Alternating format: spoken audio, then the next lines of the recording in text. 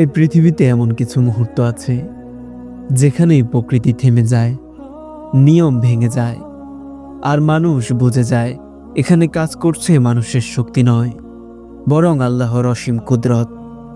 আজ আমরা জানব এমন এক নবীর কথা, যার হাত ধরে লাঠি হয়ে উঠেছিল সাপ, সমুদ্র হয়ে গিয়েছিল রাস্তা, পাথর থেকে বের হয়েছিল ঝর্ণা, আর অহংকারী ফিরাউন হয়ে গিয়েছিল ইতিহাসের শিক্ষা। তিনি আল্লাহর নবী কালিমুল্লাহ হযরত মূসা আলাইহিস সালাম। সাবস্ক্রাইব করুন সিরাতুন নূর। এটি সত্য, সাহস আর জীবন্ত ঈমানের গল্প। আজকের এই পর্বে আমরা ধারাবাহিকভাবে শুনব হযরত মূসা আলাইহিস সালামের সব মুজিজা, যা আল্লাহ তার নবীকে দিয়েছিলেন মানুষের সামনে সত্য প্রতিষ্ঠার জন্য। মুজিজা হলো আল্লাহর পক্ষ থেকে কোনো নবীকে দেওয়া এক অলৌকিক ক্ষমতা, যা মানুষের সাধ্যের বাহিরে এবং যা সত্য নবুয়তের প্রমাণ। আল্লাহ তাআলা কোরআনে ইরশাদ করেন, আমি আমার নিদর্শন সমূহ তাদের দেখাবো। যখন আল্লাহ মূসা আলাইহিস সালামকে তুর পাহাড়ে নবুয়ত দান করেন, তখন প্রথম মুজিজা হিসেবে বলেন, হে মূসা, তোমার হাতের লাঠিটা ফেলে দাও। তিনি হাতের লাঠিটি ফেলে দেন। ফেলতেই লাঠি সাপে পরিণত হলো। মূসা আলাইহিস সালাম ভয় পেয়ে পেছনে সরে গেলেন। আল্লাহ তাআলা আবার বলেন, ভয় করো না, আমি তোমার সাথেই আছি। আল্লাহ তাআলা এখানে শিক্ষা দেন, আল্লাহ যাকে দায়িত্ব দেন তাকেই সাহস দান করেন। আল্লাহ তাআলা মূসা আলাইহিস সালামকে বলেন, তোমার হাত বগলের নিচে রাখো। হাত বের করতেই তা হয়ে গেল উজ্জ্বল সাদা আলো, কিন্তু কোনো রোগ ছাড়াই। এখানে আল্লাহ তাআলা শিক্ষা দেন, আল্লাহ চাইলে অন্ধকার আলো সৃষ্টি করেন। জাদুকরদের পরাজয়ের সেই ঐতিহাসিক ঘটনা।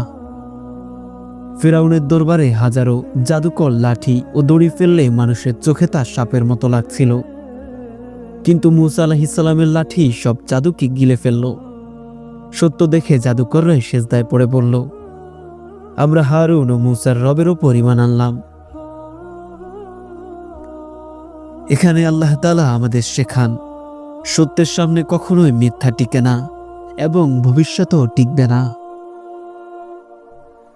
ফিরাউন যখন সীমালঙ্ঘনের চরম পর্যায়ে, ফিরাউন যখন ঈমান আনেনি, আল্লাহ তাআলা তখন একের পর এক আযাব পাঠাতে লাগলেন।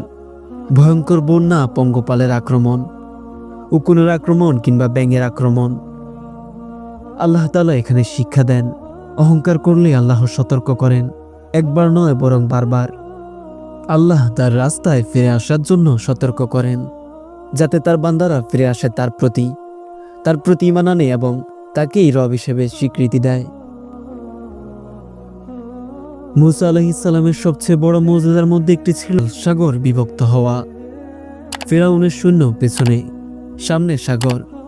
বনী ইসরাইল বলল, আমরা তো ধরা পড়ে গেলাম। মূসা আলাইহিস সালাম বললেন, না, আমার রব আমার সাথে আছেন।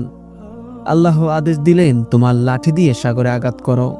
সাগর ভাগ হয়ে গেল 12টি রাস্তা হয়ে, সবাই পার হলো। ফিরাউন ঢুকতেই সাগর এক হয়ে গেল। এটা মূলত সেই কাহিনী যখন ফিরাউন হযরত মূসা আলাইহিস সালাম ও বনী ইসরাইলকে ধাওয়া করে। তখন মূসা আলাইহিস সালাম নীল নদকে আঘাত করেন, সেখানেই তৈরি হয় 12টি রাস্তা। এটি ছিল মূসা আলাইহিস সালামের সবচেয়ে বড় মুজিজা এবং আল্লাহ তাআলার সবচেয়ে বড় কুদরত। তিনি কত বড় এবং আল্লাহ তাআলা চাইলেই সব করতে পারেন, তারই জীবন্ত উদাহরণ।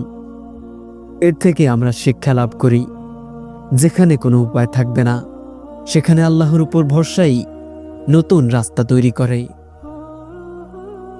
মূসা আলাইহিস সালাম একবার পাথরের লাঠি দ্বারা আঘাত করেন। লাঠি দ্বারা আঘাত করতেই 12টি ঝর্ণা বের হলো। প্রতিটি গর্তের জন্য যা ছিল আলাদা, যা ছিল হযরত মূসার অন্যতম একটি মুজিজা এবং আল্লাহর অসীম কুদরত। মান্না ও সালোয়া নাজিল হওয়া। মরুভূমিতে আল্লাহ আকাশ থেকে খাবার নামালেন। মান্না অর্থ মিষ্টি খাদ্য, সালোয়া অর্থ পাখির গোশত। যা ছিল মূসার প্রতি মহান সেই রবের ভালোবাসার বহিঃপ্রকাশ এবং মূসাকে দান করা আরেক মোজেজা। প্রচণ্ড রোদে আল্লাহ মেঘ পাঠিয়ে বনি ইসরায়েলীদের ওপর ছায়া দিলেন, যা ছিল মূসার রবের অন্যতম মহান কুদরত। হযরত মূসা আলাইহিস সালামের মুজিজাগুলো আমাদের শেখায় আল্লাহ সবকিছুর উপর ক্ষমতাবান।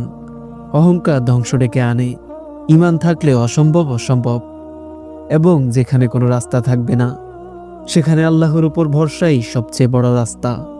এবং আল্লাহর উপর ভরসা রাখলে আল্লাহ তাআলা বিপদ থেকে উদ্ধার করবেন।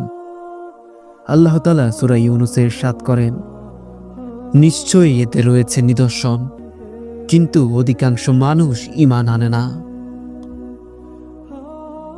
আজ যদি আমরা মূসা আলাইহিস সালামের কাহিনী শুনি কিন্তু ফিরাউনের মতো আচরণ করি, তবে ইতিহাস আমাদের ক্ষমা করবে না। আল্লাহ আমাদের ঈমানদার বানান। সাবস্ক্রাইব করুন সিরাতুন নূর। এটি এক জীবন্ত গল্প, যেখানে আমরা জানি সত্যের গল্প, যেখানে আমরা জানি ইসলামের সেই মনীষীদের জীবনী যারা যুগের পর যুগ ইসলামকে করেছেন মহামান্বিত। আসসালামু আলাইকুম ওয়া রাহমাতুল্লাহ।